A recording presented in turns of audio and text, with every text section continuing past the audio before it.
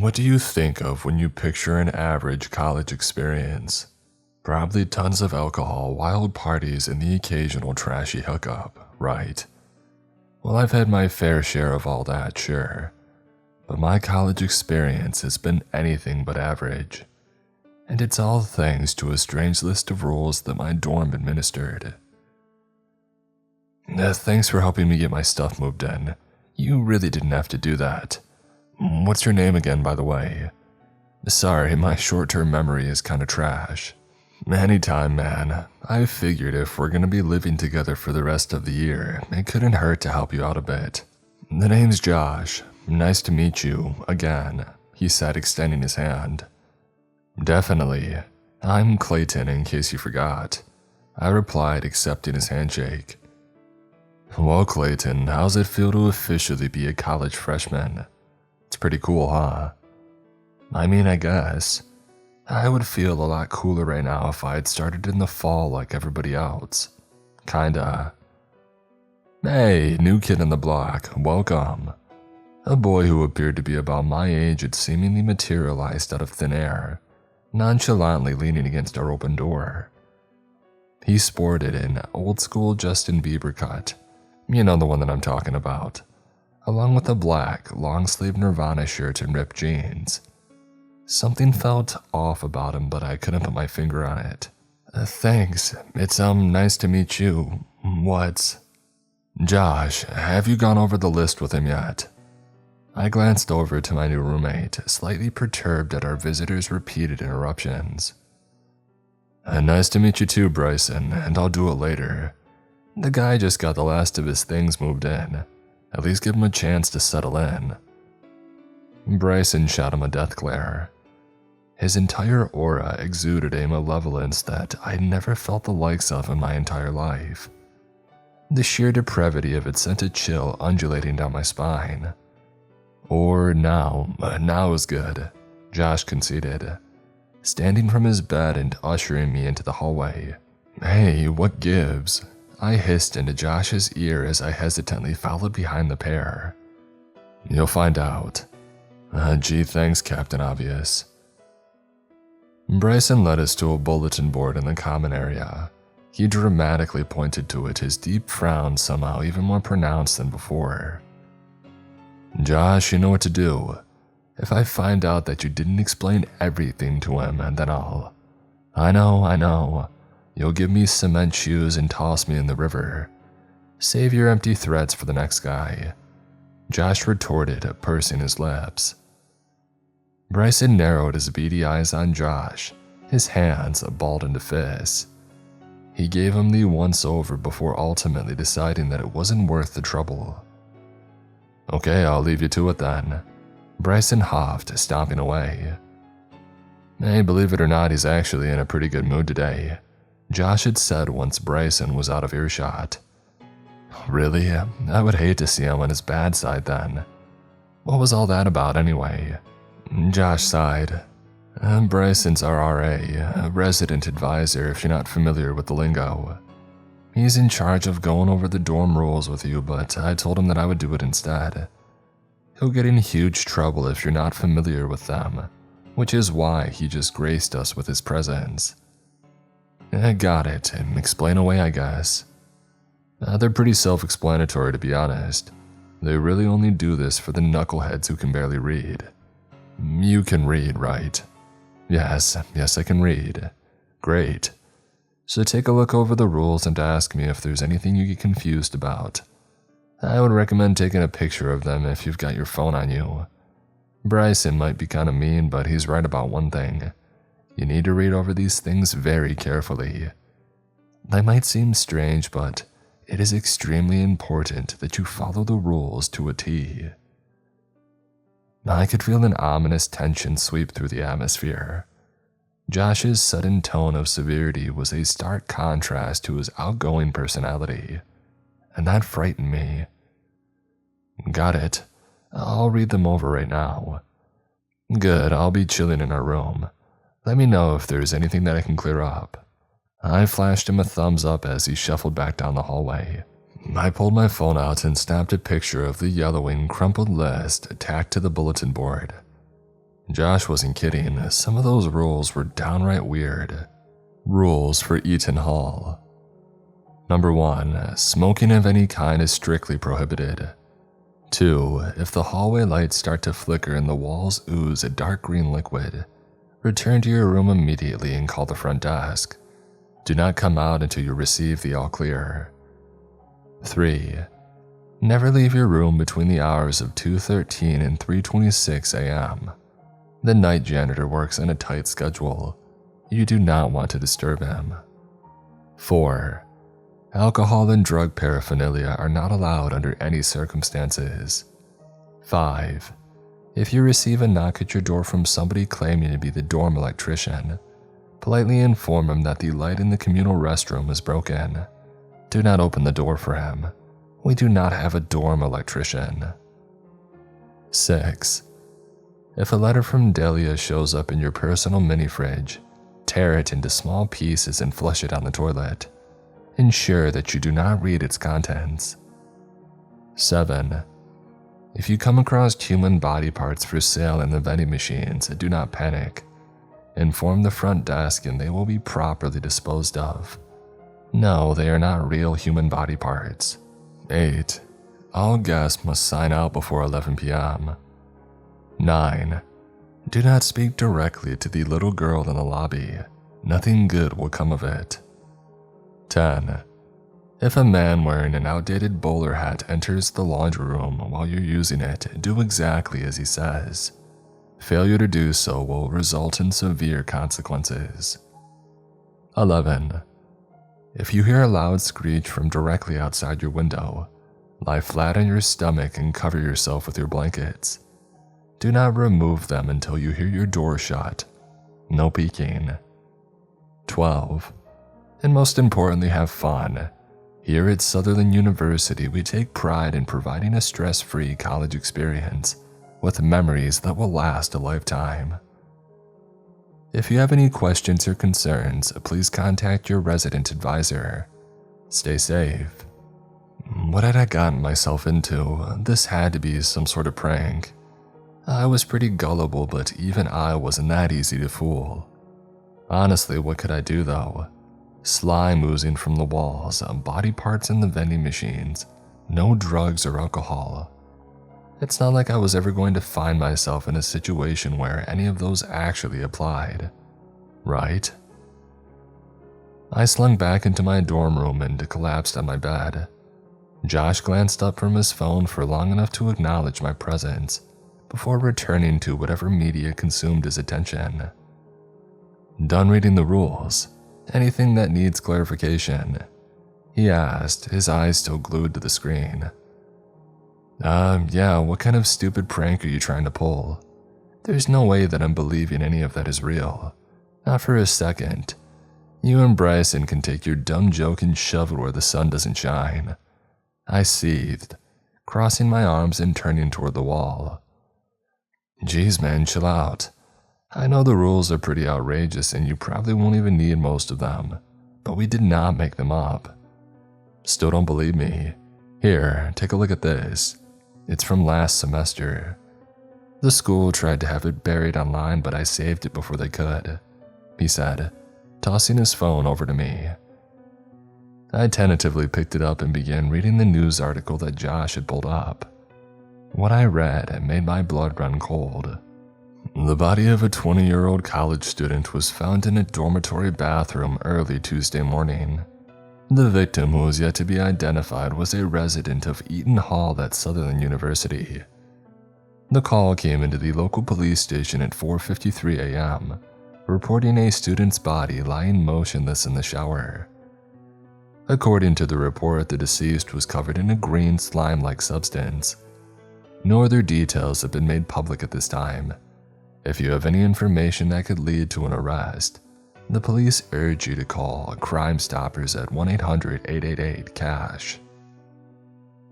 My jaw fell to the floor. I couldn't believe my eyes, but the evidence was right in front of me. The rules were real, and there were grievous consequences for breaking them. Sorry, I said, handing Josh his phone back. I used to get picked on a lot in high school and I would fall for stuff like that all the time. It's just such an insane thing to have to deal with. I didn't know. Hey, no worries, it's all water under the bridge. I didn't believe it at first either. Once you have your first run-in, it'll wash away all doubts that you still have though. Josh shuddered, a chill rippling through his body. Just pray that your first encounter isn't with the janitor like mine was. I opened my mouth to speak, but the words caught in my throat. Assuming all of this wasn't just some massive ruse, I was in for a long semester. I didn't run into any problems until my second week. I was finally finding a decent balance between partying and getting my homework done when it happened. Hey, don't judge me, I was a sheltered kid my whole life. Of course I was going to go buck wild the second that I tasted an ounce of freedom.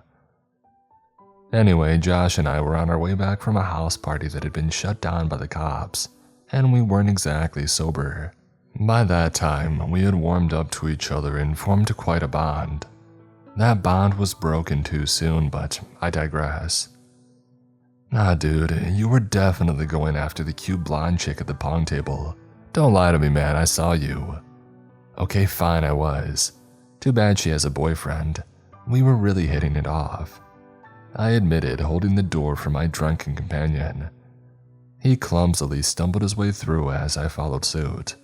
He looked real mad too when he saw you going after his girl. You should have kicked his butt. I might have if he wasn't a foot taller than me, Suddenly, it felt as if a bucket of freezing cold ice water had been dumped onto my back. I could sense a presence, something sinister that lurked just out of eyesight.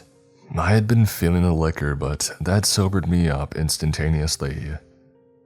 Hello, Earth to Clay. You just blue screened on me, dude. You good? Yeah, I think so, Josh. Do you feel that? I don't know, like the anticipation. I feel like something's about to happen, but I don't know what. It's starting to freak me out. Nah, you sound like a psychic. I can't feel a thing, he said, and I could tell. Josh's cheeks burned a bright red when he drank, a telltale sign that he would be zero help if crap hit the fan. The second that the front desk became visible, I knew what was causing that tense feeling. My heart began to pound like a jackhammer in my chest and sweat began to pool above my brow, because I saw a pair of pitch-black eyes peeking at me from behind the counter. They quickly ducked back out of view almost as rapidly as they had appeared. Tell me you saw that. I can't be the only one, I said as we grew closer and closer to the front desk. Saw what? I think you're losing it, bro. Nothing. You go on up to the room, okay? I'll meet you up there. I'm gonna grab a snack from the vending machine. Got it. I watched Josh stagger away clumsily, stomping down the hall.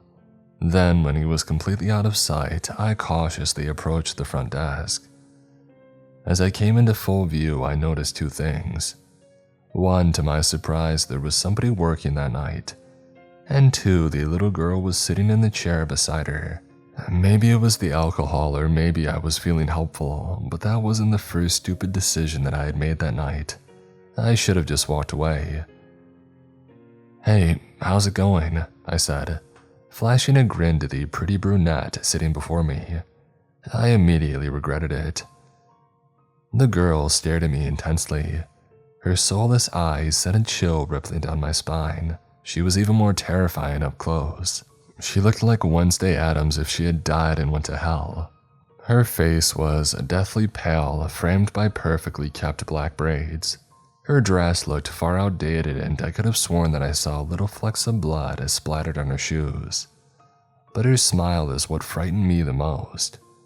Her lips were curled into a wicked grin, her decaying yellow-brown teeth on full display for all to see. She had obviously never heard of a toothbrush. Oh, it's going all right, the RA said, snapping me from my trance. She didn't even bother to look up. So, I was just wondering, what's the deal with you-know-who? I whispered. Oh, Clarissa, she's all bark and no bite. As long as you don't speak to her, that, and I think it goes without saying. But don't touch her either. She really doesn't like that. And you don't care that she kind of just hangs out here all night? I asked, glancing back at the motionless child. All the while Clarissa had that same sinister grin plastered across her face. I don't really mind. She's a pretty good deterrent for guys who try to hit on me. The girl snarled, finally meeting my gaze. Whoa, I wasn't trying anything, it's just that my curiosity got the better of me. Kara, I retorted, squinting to catch a glimpse of her name tag. Well, curiosity killed the cat. Take that to heart, she advised, returning to her phone.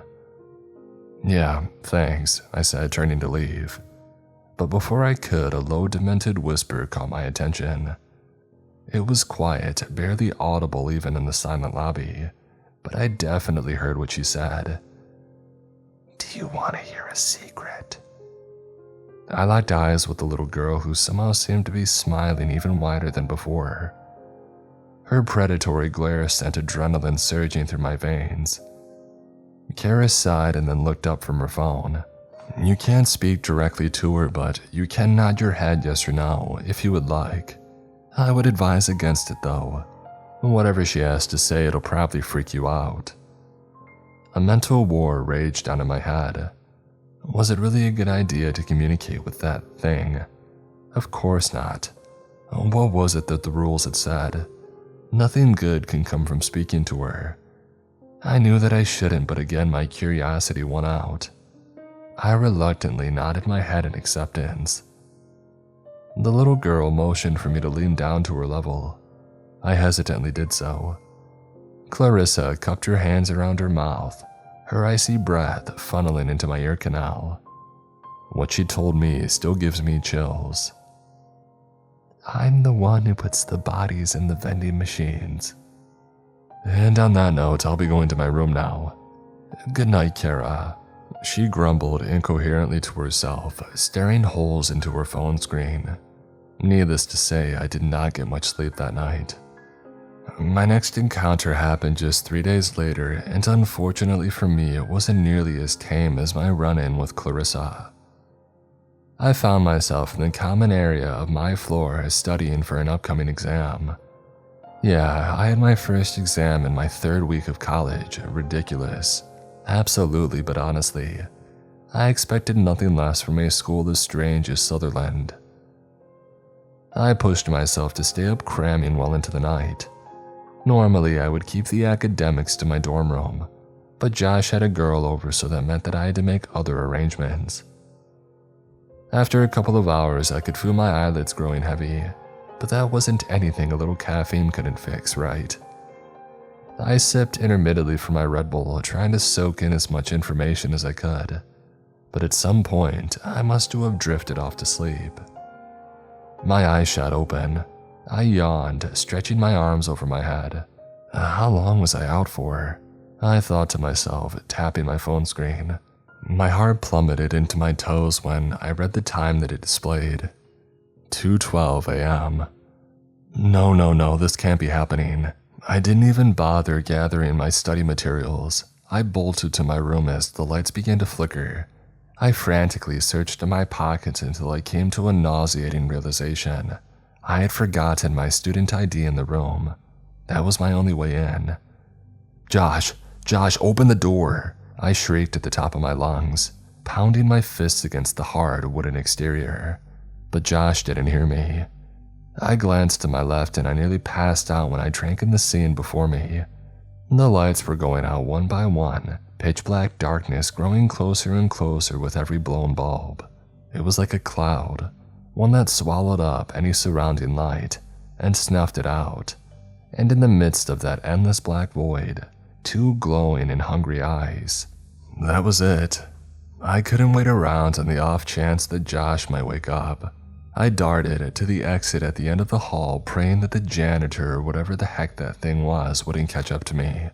I slammed my weight into the door and it didn't budge. I tried again and again, but my attempts were fruitless. Dread swallowed me like a python. Somebody had locked us in. I flew to the door closest to me, screaming at the top of my lungs, praying that by some miracle I wouldn't end up like that student in the article. The darkness was closing in. There were only 5 light bulbs left between me and it. 5, 4, 3. The entity was so close that it could almost reach out and grab me. I squeezed my eyes shut, expecting to be yanked into a sea of black at any moment, never to be seen again. And then it happened. I was dragged backward by the collar of my shirt. I curled up into a ball, waiting for razor-sharp claws to dig into my flesh. But they never did. To my utter shock, when I opened my eyes, I was enshrouded by some dark, malevolent haze of doom. No, it was bright, and I hesitantly glanced up. Bryson stood above me, arms crossed. By the look on his face, I could tell that he was not happy to see me. "You didn't read the rules, did you?" he growled, his spiteful stare unwavering. "I did, I swear," I managed to croak out. "You obviously didn't if the janitor almost turned you into mincemeat. No, wait, it was Josh, wasn't it? He didn't explain the rules to you. That idiot. Trying to make me look like the bad guy, huh? Next time I see that stupid prick, I'm gonna smash his teeth in." Bryson's face was redder than a fire engine. I could practically see the steam wafting from his ears. Actually, it was my own fault. I was studying for an exam and I must have nodded off in the common area. My bad, I confessed, rubbing the back of my neck. "Oh no, I'm not believing that for a second. If you were really studying, then where are your textbooks? Or at least some notes from class? Are you telling me that you were going over the lecture in your mind? Is that it?" I sighed, remembering my abandoned spiral in chemistry textbook. "I left my stuff behind, I wasn't thinking," I admitted, averting my gaze. "Ha, that's a good $95 down the drain. Sorry to break it to you, but the janitor isn't a huge fan of literature." Bryson snickered. He looked almost pleased with himself, like he had just told the funniest joke that anybody had ever heard. "Dang, that really sucks," I muttered dejectedly. There went all my alcohol savings for the semester. "Yeah, stuff happens. Here, get off the ground. You can sleep in my room tonight. We won't be able to leave for over an hour." Bryson offered, extending a hand. I gladly accepted it as he hoisted me up. Thanks, man. Geez, you get this whole room to yourself?" I asked, surveying my surroundings. It was at least double the size of my own room, complete with a kitchenette and 2 full-sized beds. I'd be lying if I said I wasn't a bit envious. "Yeah, the other RA for our floor dropped out last week. The sheets are clean if that's what you're worried about." No, I was just wondering. This is good," I replied, plopping onto the bed. I instantly melted into the mattress like butter in a frying pan. "Turning out the lights." "Night," Bryson said, plunging the room into darkness. "Night, and thanks for saving me. I was just doing my job. Don't start to think you're something special." I tried my best to drift off to sleep, in a bed that comfortable that should have been a piece of cake, but something was gnawing at my brain. A little voice in the back of my head that was itching to know more about my savior. A voice that I should have ignored. "Hey Bryson, you still awake?" I whispered. I felt giddy, like a child at a slumber party. "What?" "Well, that was rude." I was just wondering something, like if that's okay. I get it if you... Just spit it out already. I'm trying to get some shut-eye." Right, sorry." "Why do you wear the same clothes all the time? Like every time I see you, you're wearing the same black shirt and ripped jeans. Nothing wrong with it, I'm just curious." A long, uncomfortable silence followed. The tension was so thick that you could cut it with a knife. I was seriously beginning to regret asking. "I can't tell you." I furrowed my brows. He couldn't tell me, but why? "It's okay, man, no judgment, Just drop it, alright?" "Yeah, I'm sorry." I drifted off, feeling completely unsatisfied. I still got the sense that something was up with Bryson, and now that I had him alone, I couldn't get a single peep out of him. Still, I wasn't going to throw in the towel. I was determined to get to the bottom of it. Looking back now, I probably should have left him alone. I awoke the next day feeling refreshed. That cushy mattress had really worked wonders. I stretched my arms above my head and yawned. Morning, Bryson. Oh. I glanced over to Bryson's empty bed. It suddenly felt like I was doing something wrong, like I was trespassing in a restricted area. I leapt up and threw on my socks and shoes. I nearly beelined for the door, but I stopped dead in my tracks halfway there. My eyes landed on a note glaring at me from the kitchen counter. Steal anything and I'll gut you like a fish. You're welcome for saving your sorry butt. Dang, straight to the point. Best to be on my way before. Wait. An idea flickered to life in my head. A devilish grin inched across my face as I turned away from the door. I had a few minutes to spare before I needed to get ready for class, and Bryson never told me not to snoop. I began surveying the room. If I was hiding something, where would I put it? Though it was bigger than my own room, there still weren't many places to stash away evidence. Not to mention, Bryson kept things as clean as a whistle. That in itself had left me gobsmacked. I had thought that his room would be filthier than a pigsty.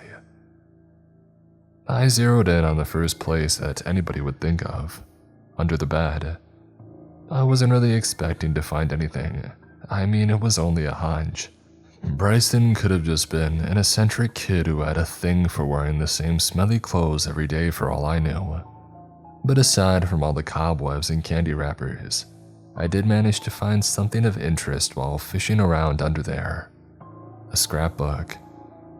Who keeps scrapbooks anymore? These things are ancient. I murmured as sitting crisscross applesauce as I flipped open the cover. Dozens of photographs greeted me. Most of them were grainy, and I could tell that they were probably taken with a cheap Polaroid camera. I carefully slid one out of its sleeve and inspected it closer. My eyes grew wide as dinner plates when I fully soaked in its contents. The photograph depicted 3 young men with their arms thrown around each other and huge grins stamped on their faces. All of them appeared to be around my age. Their clothes and hairstyles were all outdated though. One of them even had frosted tips. Underneath the picture, written in black marker, was a caption that read, "Jerry Randall and Bryson, Fall 1998. 1998, that couldn't be right. That was almost 25 years ago. Despite the year, there was no mistaking it. The kid in the picture was definitely Bryson. I continued to flip through the scrapbook. I started to notice a pattern in all of the pictures that made my heart ache. In every one of the photos, Bryson seemed genuinely happy. Happier than I had ever seen him in my short stint at the university. He looked so vibrant, so full of life. Whereas now it was evident that whatever light had once gleamed in his dull, sullen eyes had been snuffed out long ago. I continued to flip through the pages, studying the dates that were scrawled beneath the images. November 1998, February 1999, April 1999. And that's where they stopped. I couldn't find anything past April of 1999 in the entire scrapbook. What really happened all those years ago? I was snatched from my reverie by the ding of a student ID being accepted by the door. I hurriedly slammed the book closed and slid it back to its cobweb palace. I flew back to the bed that I had slept in the night prior just as Bryson pushed open the door. "Hey, I see you're awake." "Yeah, I was just getting around to leave," I said, pretending to tie my shoe. "Thanks for letting me crash here, you're a real one." "Yeah, don't mention it. Oh, and by the way," he said, marching up to me, "I found your textbook. I don't think it'll be much of a use to you now, though." He pulled what was left of my chemistry book from behind his back and dropped it on the ground before me. It had been reduced to a tattered mess of shredded pages clinging loosely to a crumpled spine. I sighed. And to be fair, he had warned me. Thanks, I guess. I owe you one, I muttered, scooping up the ruined heap and trudging toward the door. Hey, Clayton. I froze in place, spinning to face him. What's up? You didn't happen to look under the bed, did you? How did he know? No, why do you ask? I sputtered, trying my best to not look guilty. Bryson glared at me, his cold, icy gaze sending dread pumping through my veins like venom. I'll take your word for it this time. Now get out. I didn't stick around. I bolted back to my room before I remembered the whole reason that I had ended up in that predicament in the first place. I didn't have my student ID. Having the guy at the front desk come let me in was a crapload of fun, but I won't bore you with the details. Due to my little mishap, by the time that I arrived at class, I was a whopping 5 minutes late, and the professor had locked me out. Great. Looks like I won't be needing a new chemistry book after all. Not after getting a big fat 0 on my first exam. Needless to say, the day had gone to crap. By the time that I arrived back in my dorm room, I had had enough. I opened the door to find Josh lying on his bed. He grinned at me smugly as I shuffled into the room. Thanks for leaving last night, man. That girl gives some of the best head on campus. Yeah, and thank you for answering the door, you idiot. Either you sleep like a brick or you were hoping to stumble across my mutilated corpse this morning. Wait, what? I didn't hear anybody knocking. I thought you were spending the night in a friend's room or something. Look, I'm sorry. I shouldn't have blown up at you.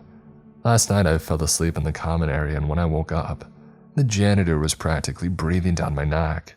And on top of that, I forgot my student ID in the room, which left me totally screwed. Jeez, bro, how did you get out of there? Crap, and I thought my encounter with the supernatural sucked. Bryson let me crash in his room. Wait, what encounter? Was it Clarissa? Yeah, she's a real creep show. Nah, this was the guy in the laundry room. You know, the one that we have to listen to or else. Screw that, he can suck a fat one. I watched as a spark of defiance swept across Josh's green irises. I couldn't believe it. He knew better. Why would he do something so blatantly reckless? All the color drained from my face. No, Josh had to have been pulling my leg. You're joking, right? You didn't actually disobey him, did you? You know well what will happen if you did. Look, man, I'm tired of this stuff. Why should I have to conform to that guy's every whim? He's been dead for like 100 years. So what if I didn't give him a nickel for the laundry machine? He's not gonna crucify me for it. Whatever punishment he has in store, I'll be fine. Nothing we can do now, I guess, I began, a knot forming in my stomach. I sure hope you're right. Josh wasn't in his bed when I awoke the following day. That wasn't out of the ordinary, though. He had signed up for classes last minute, so we got stuck with a couple of 8 a.m.s. Kudos to him for that, I certainly couldn't do it. I didn't start to worry until that evening. Josh would hang out with friends after class every once in a while, but he usually at least filled me in on where he was going if he didn't take me with him. We hadn't known each other for long, but I had really warmed up to the guy. I was an introvert, so naturally, Josh was one of the only friends that I had made. I couldn't bear the thought of something happening to him. After hours of deliberation, I decided to shoot him a text message. I didn't want to come off as a helicopter roommate, but I needed to know that he was okay. Hey bro, everything good? Just checking in. I haven't heard from you today. Josh hadn't responded by the time that I laid down in bed. At that point, about 5 hours had passed, and needless to say, I was anxious. I had a sinking feeling that whatever was going on had a direct correlation to the man in the laundry room. When Josh didn't show up for the next 2 days, I knew that I needed to investigate. I couldn't just sit around and do nothing while he was potentially in danger, or worse. And Kara was my first unfortunate victim. I don't know why I thought she'd be any help at all, but I had to give it a shot. Hey, I'm looking for my roommate. Have you seen him by chance? About 6 feet tall, brown hair, green eyes. Kinda goofy looking. His name is, Josh. Josh Matherson. No, I haven't, she replied, her eyes perpetually glued to her screen. All the while, Clarissa sat motionless in the chair beside her. That demented smile was still pasted to her lips and her black soulless eyes. They bore into my chest like a power drill. How Kara put up with her that often, I will never know. Gee, thanks a lot, Kara. Always willing to lend a hand, huh?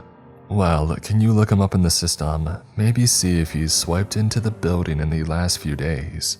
Come on, I'm desperate here. Kara sighed, glancing up from her phone. No, I'm not at liberty to share that information. If you've exhausted all other options, file a report with the campus police. They should be able to help. I mentally facepalmed myself. Why hadn't I thought of that? Surely they would be able to find some answers. Thanks, Kara, I'll try that. Yeah, whatever. A creeping feeling washed over me as I walked away. I didn't think Kara knew anything about Josh's whereabouts, but something told me that Clarissa did. I hurried over to the police station. Long story short, they were zero help. The officer who took my report basically laughed me off. His best guess was that Josh was on a 2-day bender and had lost his phone. I could smell cheap booze in the guy's breath too. What an idiot. I felt defeated. Kara couldn't help and the campus police were a joke. My roommate was missing and nobody seemed to care. I finally had to confront one of the only options that I had left. I really didn't want to have to interact with the supernatural any more than I had to, but I didn't have a choice. I'm not sure how long I waited in the laundry room. I plopped down into the sole flimsy blue plastic chair that sat against the wall, waiting for who knows what. I had never seen the laundryman before, and I had no idea how to purposely find him. Heck, I wasn't even sure if it was possible, but I had to try. I could feel my eyelids growing heavy. Between my lack of sleep and the low hum of the washers and dryers, I was inevitably lulled off to dreamland. I tried my best, but in all honesty, I never stood a chance at staying awake. Hey kid. I was jolted back to reality by the sound of a man's voice. It was rough and gravelly like he had been smoking cigarettes since the age of 5.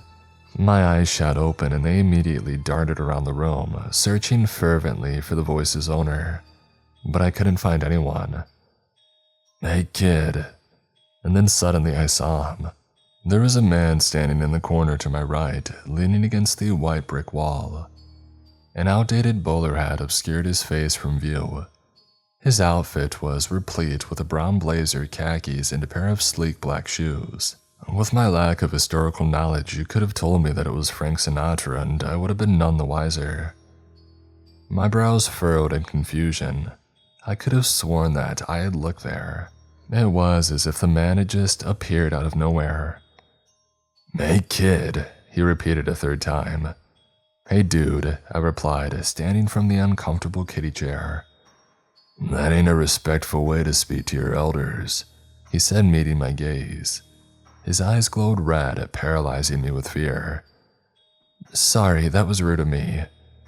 I'm willing to look past it, if you do something for me, he grinned, a wicked smile inching across his lips. Yeah, what do you want? Give me a nickel, I gotta do laundry. I stared at him blankly. How long has it been since you've used these? It costs $1 now. Look, kid, I ain't in the mood to negotiate. If you want to give me $1, fine by me, then hand it over. I took a cautious step forward, producing my wallet from my back pocket. I sighed when my eyes landed on the contents within. Here, I've only got a 5, I said, slapping a crumpled bill into the man's outstretched hand. Thank you kindly. If that's all you gotta say, then I'll be taking my... Wait. The man cocked his head to the side like a curious dog. Did you really just interrupt me? Never do that again. You hear me? What was so important that you felt the need to cut me off? I shamefully met his burning stare. Sorry, I came here to ask about my roommate. He's been missing for a few days and I was hoping that you might know something." The man twirled the $5 bill between his fingers, his visage melting into a pleased smile once again. "I don't answer to no one, but I'll make an exception just this once, on account of your generosity. What did the kid look like?" I released a breath that I hadn't known I had been holding. For a second, I thought I was going to end up as nothing more than a dash of blood on the linoleum. "He's about 6 feet tall, brown hair, green eyes. His name is Josh. He said that you asked him for a nickel a few days ago and he refused." "Oh yeah, I remember him. Kinda goofy looking, right?" "Yeah, that's him." That malicious smile returned to his face. The man's eyes burned bright with elation. I felt a chill ripple down my spine at the sight. "If I were you, I'd check the vending machines." And with that, the man turned and faded into thin air. My eyes grew wide as dinner plates. No, this can't be happening. I sprinted to the lobby as fast as my legs would carry me. I flew past the front desk and around the corner, where the vending machine sat tucked away at the end of a desolate hallway. I prayed to any god that would listen that I wouldn't find anything out of the ordinary, that the laundryman just had a twisted sense of humor. But my prayers fell on deaf ears. I came to a screeching halt before the two dust-coated machines. I took a deep breath, steeling myself for the possibility of what I might find. Nothing could have prepared me for what I would see. When I glanced up, I immediately stumbled backwards. Tears shrouded my vision and I could feel hot bile creeping up my throat. I began hyperventilating and I fell to the wall for support. The vending machine to my right was filled to the brim with body parts. Each compartment oozed a deep crimson, steady streams of viscous liquid dripping down and pooling at the bottom. Eyeballs, fingers, chunks of a torso, arms, legs. They were all haphazardly strewn about the machine. Even a detached scalp with blood-spattered brown hair was available for purchase. One glance and I knew beyond a shadow of a doubt that the remains belonged to Josh, because through all the blood and viscera, I could faintly make out the tattoo of Josh's family crest on the underside of a severed wrist. I couldn't hold it down any longer. I vomited all over the linoleum floor. I didn't even care.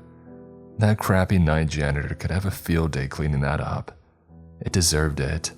Heck, every entity in the entire college deserved that and so much worse. Animals, every one of them. I don't know how long I sat there. I wailed, my lamented cries reverberating through the empty halls. Kara either didn't hear or didn't care enough to check on me.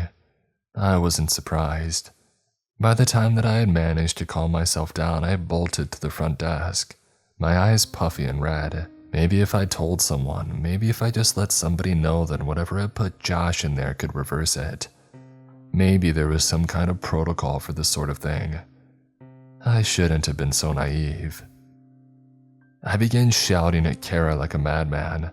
I was spitting out words faster than my brain could process them. The vending machines, body parts.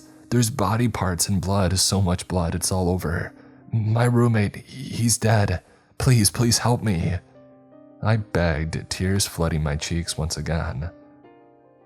Kara sighed and turned to Clarissa, who was nearly bouncing up and down with elation. Her pupils consumed the entirety of her eyes, but I swear that I could make out something behind those empty, endless pits. Joy. The little girl's smile was the widest that I'd ever seen it. Everything about her made me sick. Without even a twinge of emotion, Kara met Clarissa's gaze. Did Clarissa stock the vending machine today? Clarissa nodded her head fervently, her smile unwavering. Kara pursed her lips. Did Clarissa put this guy's roommate into the vending machine? Again, she eagerly nodded in affirmation, her neat black braids bouncing atop her shoulders as she did so. And where did Clarissa get the body this time? Kara asked no one in particular, ensuring that she never made eye contact with the little monster with any of her questions. Clarissa leaned in close to Kara's ear and cupped her hands. I strained my ears, listening intently. Though it was soft, I could barely make out what Clarissa told her. The laundryman. Well, you have your answers. The laundryman killed him and Clarissa put his body in the vending machine. He will be contacted at some point within the next 24 hours regarding a potential leave of absence and grief counseling. I'm sorry for your loss, Kara said despondently, typing frantically at the keyboard before her. No, there has to be something that you can do. Some way to bring him back, anything, come on. What? You mean some sort of cult ritual? Sorry to break it to you, but I'm not Harry Potter. Look, your friend presumably disobeyed the laundryman's orders and he paid the price for it. It's not like he hadn't been warned, Kara scoffed.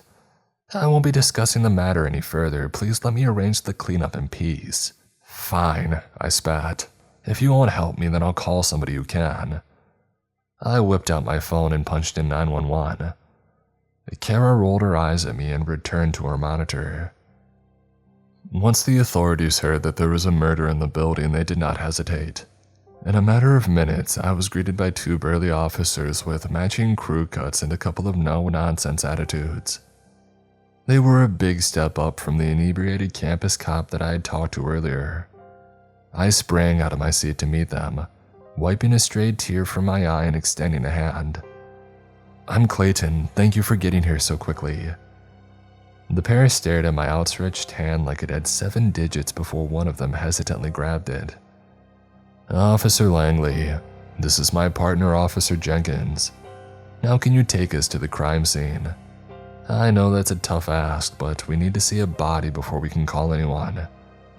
Yeah, it's right over here, I said, leading them down the decrepit hallway. I walked up to the side of the vending machines and stopped. I couldn't bring myself to go any further. It's in there, I said, motioning toward the glass. The cops shot each other a look before surveying the scene. They stared long and hard at the vending machines before one of them broke the silence. Hey kid, your friend wouldn't happen to be a granola bar, would he? Officer Langley chuckled, restraining himself from bursting into a fit of laughter. Wait, there's no body parts in there, that's impossible. They were there like 15 minutes ago. Well, if they were here and now they're gone, Officer Jenkins said, resting his hands on his utility belt. I rushed to his side and peered into the vending machine that I had seen my friend's eviscerated corpse for sale in moments prior. They were right. The machine definitely didn't contain any severed limbs, and it appeared that the only sign of red in the entire thing was an ancient-looking fruit punch-flavored Gatorade. Needless to say, I was dumbstruck. Alright kid, you gave me a good laugh, but the only crime committed here is the sale of expired food. We're gonna be leaving now. Don't call us back here for this again, or I won't hesitate to book you for a false report. Officer Langley growled, shooting me a paralyzing glare. The pair turned to leave. I was speechless. At that moment, I couldn't form a coherent sentence if my life depended on it. All I could do was watch them go as my world crumbled around me. Officer Jenkins stopped as he passed me.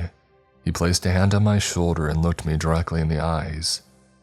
Look, if you need any kind of mental help, feel free to come down to the station and ask for me. We can get you in contact with someone, a therapist, a doctor, whatever you need, okay? I slowly nodded. I was in such a state of disarray that his words barely registered.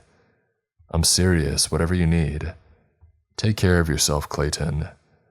Officer Jenkins said as he gave me a small wave and walked away. Next, I did the only thing that I knew to do.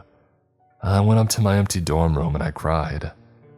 That moment replayed in my head over and over again like a broken record. I knew what I saw. Josh's green eyes shimmering back at me through the B4 and C8 slots. As much as I want to, that's an image that I will never be able to erase from my head. I sobbed and sobbed until I had no tears left to cry. I tried to focus on the happy times, I really did, but those nauseating images were seared into my mind's eye. Eventually, I just sat there. Josh didn't deserve that. He should still be here with me. The more that I thought about it, the more I realized that Josh was right. So what if he hadn't given some stupid supernatural entity 5 cents? That didn't warrant a murder, especially not one at that level. As I lay there and pondered, a deep rage began to consume me. A fiery determination blossomed within my chest. Suddenly I knew what I needed to do. I was going to put a stop to these things once and for all, and I knew just the person to help me do it. I marched up to Bryson's door with a passion that I hadn't felt in a long time. "Bryson, open up. There's something that I need to talk to you about," I screamed into the wooden frame. "Not when you talk to me like that. Use your manners and I'll think about it," a muffled voice responded. "Oh, sorry. Can you open up, please?" "Thank you, now was that so hard?" Bryson said as the door swung open. "Get in here and make it quick, I've got some homework to finish up." "Josh is dead." Bryson stared at me blankly as if he hadn't processed a word that I had told him. The feeling of his dull gray eyes burning into me sent a chill rippling down my spine. "What did you say?" Bryson demanded. "Josh is dead. I found his body in the vending machine. According to Clarissa, the laundryman got him." Bryson began hyperventilating. He grabbed fistfuls of his hair and started pacing aimlessly around the room. No, I told him that would happen. I told him so many times that he needed to follow the rules. This isn't my fault, it couldn't be my fault. He didn't listen. Nothing that I could have done. Yeah, that's right. There was nothing I could have done. Wait. Bryson stopped his manic rant and he glared at me, narrowing his eyes. "You didn't speak directly to Clarissa, did you? How do you know this?" "No, I didn't speak to her at all this time. The front desk girl asked her indirectly, and on top of that I asked the laundryman if he knew anything about Josh. He was the one who told me to check the vending machines." "Phew, okay, at least you didn't screw yourself over. I can't believe this. I had a bad feeling about that moron from the very beginning. I should have trusted my gut. No, this isn't your fault, it's nobody's. We shouldn't have to follow a bunch of tedious rules to avoid dying at the hands of some twisted paranormal entities. It's not fair, and that's why I want to put a stop to it." Bryson sighed, taking a seat on his bed. "Sit," he requested, patting the spot next to him. I diligently obeyed. I always knew this day would come. Deep down, I wanted it to. I always thought that I would be the one to bring about this place's downfall, but I guess I just needed somebody to help me do it. And now it's clear to me that you're the one that I've been waiting for. But before I help you, there's something that you should know. Clayton, He trailed off before taking a deep breath and continuing. "I've never told anybody this, but I'm dead. I know it's a weird thing to have to acknowledge, so you don't have to keep going." Bryson glanced up at me. I watched as his countenance melted from one of shock to acceptance. "No, I have to get this off my chest. I've been quiet about it for 23 years. 23 miserable years. This is probably the only chance that I'm going to get." I nodded, solemnly meeting his gaze. "I understand. I'm all ears." It happened in April of '99. I was a sophomore living here. It was weird living in the dorms again, but all my friends commuted to school every day, so I didn't really have many other decent options. And I had braved this place for a year already, so why couldn't I do it again, right? I was such an idiot. God, I was so stupid. He paused, taking a moment to steady himself. "Sorry, it still gets me emotional." So it was almost exam week and everybody was stressed. 9 more days and I would have been able to go home. I just had to focus on my studies and ignore those entities for 9 days. I was so close. So close to going home and spending at least another 4 months with friends and family, but I couldn't do it. I want to see them again. I want to see them so badly. I want to spend time with my buddies down by the lake. I want to hear my dad's hearty laugh when I tell him about my crazy misadventures. But most of all, I just want to hug my mom one last time and tell her how much I love her. Those things, they took that away from me. My whole world, everything that I truly cared about was ripped away from me in a matter of seconds, and the monstrosity that did it didn't give it a second thought. Bryson broke down. Tears streamed down his face, and I placed a hand on his shoulder as the sobs racked his body. Those were the most soul-shattering cries that I've heard in my entire life. My heart broke for him. Bryson had lost so much, but he had stayed strong for all these years. That only further steeled my resolve. I needed to end those wretched beasts. For Josh, Bryson, and every other victim that they had claimed. Once he had dried his tears, though, Bryson gazed up at me, determined to finish his story. "This is my punishment, Clayton. I was too arrogant. I thought that I had the freaks in this place wrapped around my pinky finger, but they were really just waiting for me to slip up. And eventually I did. I broke rule number 11. I heard the screech outside my window. If I had to describe it, it sounded like a demented mashup of a tiger and a pterodactyl. Deep and menacing, yet piercing and shrill at the same time. I had plenty of time to prepare, and I knew the drill. No sooner had I thrown the blanket over my head that I heard an ear-splitting crash from directly beside me. Obviously, I was terrified, but curiosity got the better of me. A shudder rippled through Bryson's body. Through all the anger and regret, I could sense something else. A deep-seated, primal instinct swam just below the surface of his words. One that very few people ever have the misfortune to experience. True, unabated fear. That thing, no description will do it justice, but I'll try. It was big, almost as tall as the ceiling. Its footsteps were loud as thunder, and they shook the floor as it walked. I shouldn't have looked. It was almost to the door when I stole a peek, and what I saw still haunts me to this day.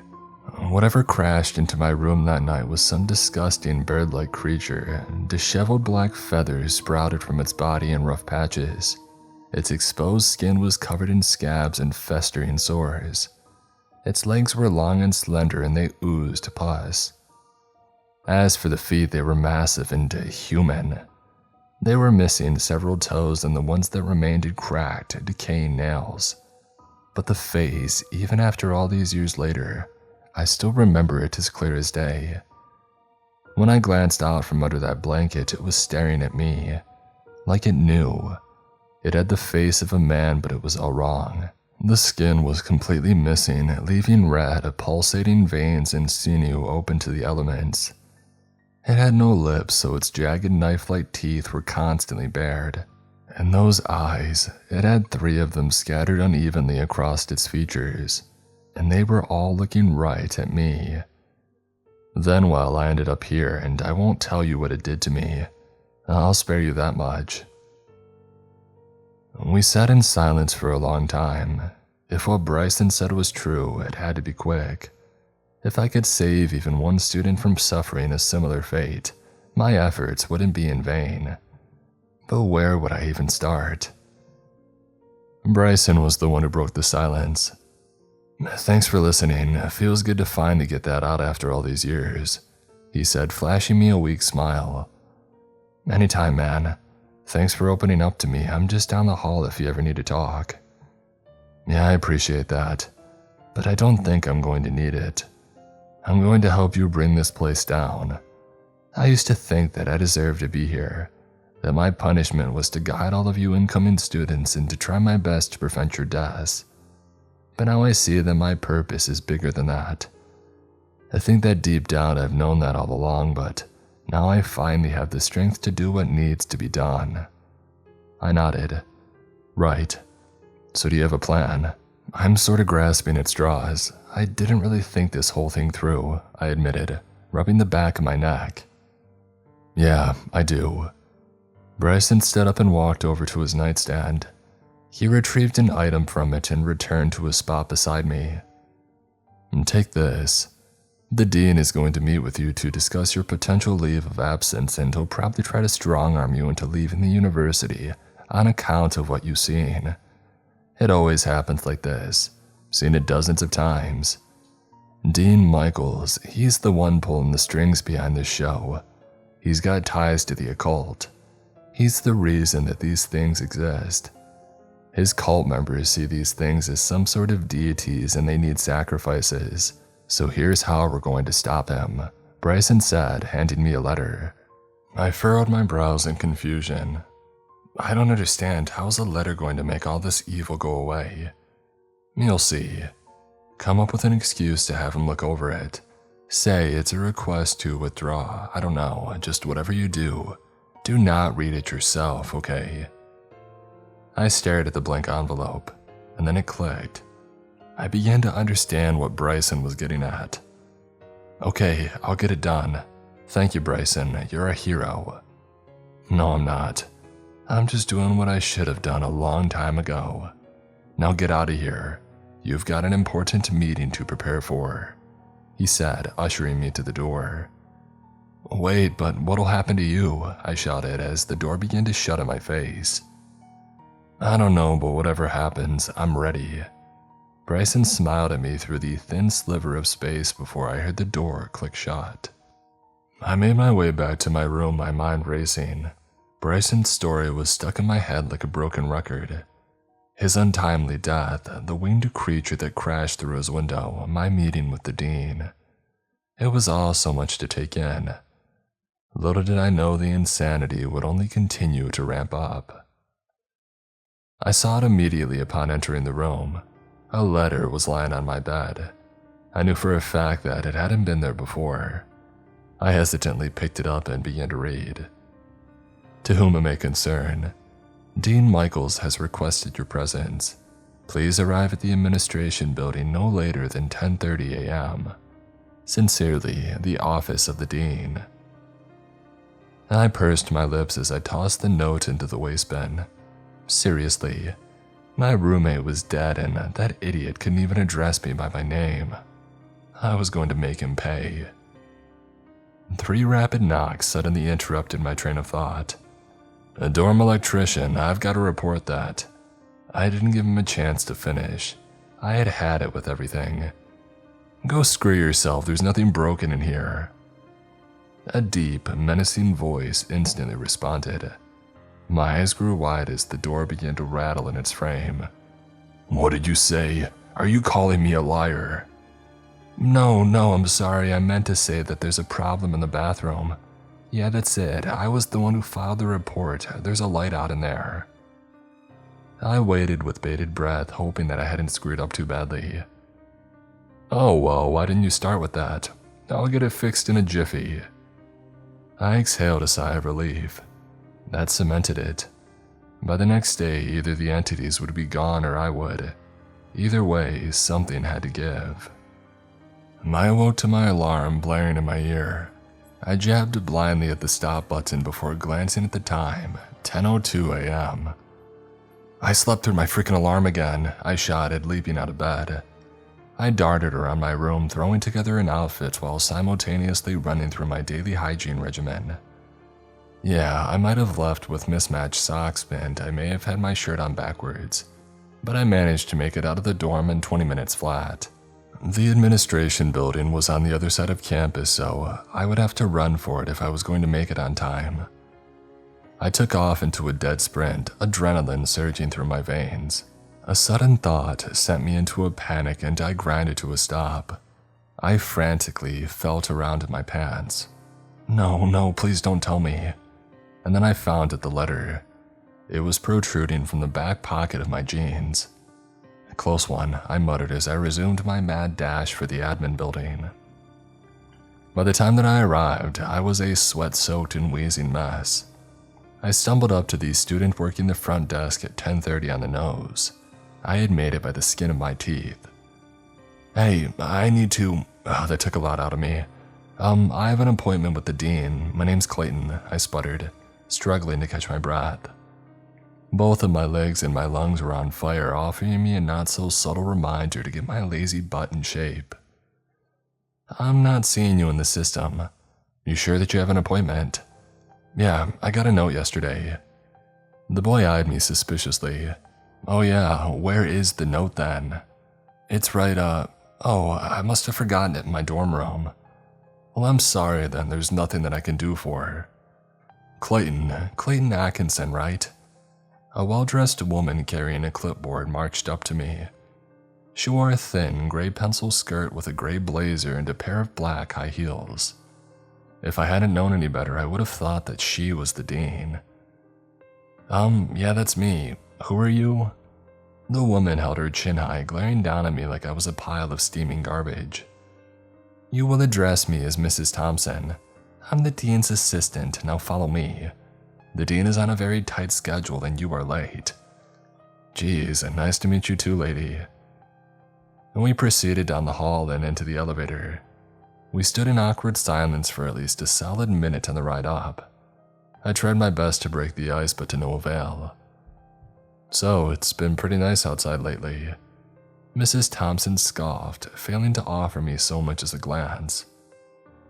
You've been exercising in it, I see. You smell like you've been living in a dumpster filled with rotting meat and raw sewage. Thanks for letting me know. The gracious ding of the elevator couldn't come quick enough. Of course, the dean's office happened to be located on the top floor, and just my luck. I followed Mrs. Wonderful down a desolate hallway before we reached the door. An engraved, gold-plated plaque jutted from its surface. Dr. Alan Michaels. I took a deep breath as Mrs. Thompson knocked. This was it. Dr. Michaels, your 1030's here. Bring him in, a muffled voice requested. Though its tone was jovial, something about it made my skin crawl. Mrs. Thompson pushed open the door. Inside, it was eerily dark. The blinds were drawn and the only light source was that creeping in through the cracks. Once my eyes had adjusted to the darkness, I could make out a figure sitting behind a desk at the far end of the room. Thank you, Justine. You're dismissed. Clayton, is it? Come, boy, take a seat. I reluctantly obeyed as the door clicked shut behind me and Mrs. Thompson disappeared from view. Blood pounded in my ears with each step that I took. Every synapsis of my brain screamed at me to turn around and run, but I fought off the urge. I had to follow through with this. Once I reached the desk, I pulled out a chair and anxiously took a seat. My heart began to palpitate wildly in my chest when I got a chance to drink in the dean's features. He was ghostly white and his hair was slicked back, cheap pomade glistening within. He wore a wide grin on his face, sharp pointed canines gleaming at me through the inky black. His eyes looked predatory, hungry. I couldn't be certain, but for a moment I could have sworn that I could see a flash of red jolt across his pupils. Mr. Atkinson, it's a pleasure to make your acquaintance. It's a shame that it has to be under these circumstances, but it's a pleasure nonetheless. He stated, that manic grin never wavering. Likewise. Now to the matter at hand. I'm sure that you have no doubt in your mind about why I called you here. I wanted to offer my personal condolences in regards to your roommate Joshua. Rest assured that his family has been notified and the cost of funeral arrangements have been shouldered by the school. As for you, he said, propping his elbows onto the desk and resting his chin in his hands. You must be in a state of shock. Yeah, I guess you could say that. Alright then, I have a proposal for you. Would you like to hear it? He hummed, his eyes lighting up. I felt like a mouse being cornered by a cat. Yeah, what do you propose?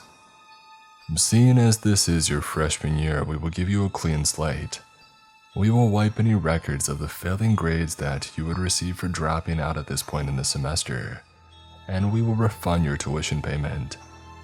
In return, you can take as much time as you need to grieve, and we will consider you to be re-accepted to the university once your mental state is improved. Would that be sufficient? What about Josh? What are you going to tell his family? They deserve to know the truth. The truth? Joshua took his own life. In his final note, he had requested to be cremated. We were only following through with his final wishes. He snarled, producing a note from the pile on his desk. I read its contents in disbelief. Whoever had written it had emulated Josh's handwriting perfectly. What is that? Josh didn't do that to himself. He was murdered by one of those monsters. Oh, you have it all wrong, my boy. I'm sorry to say that your roommate did take his own life. And besides, he said, leaning in close to my ear. He whispered softly, barely loud enough to hear. Nobody will believe you. Just look at what happened when you reported it to the police. My blood turned to ice. I didn't have a choice. Even if I tried to tell somebody what happened, I would end up looking like the crazy one. He had me right where he wanted me. All right, I'll consider it, I said, taking the letter from my back pocket and extending it to him. If you read my letter of resignation from the school, that's it, just a glance and I'll be out of your hair forever. You have my word that I won't tell a soul about anything that I've experienced in my time here, I said, staring into the floor as the dean snatched the letter from my grip. Out of my hair forever, you say? I may as well get this over with then. He greedily ripped open the envelope and began to read. In a matter of seconds, his Cheshire grin flipped to a frown. He scowled at me, a menacing hatred pouring from his gaze. This isn't a resignation letter. I swear that I'll rip you limb from limb. Dean Michaels lunged at me, his icy fingers squeezing my throat with a vice grip. I smirked at him through the pain. Tough luck. You just broke rule number 6. I clenched my eyes shut as he continued to increase the pressure. I could feel myself running out of breath.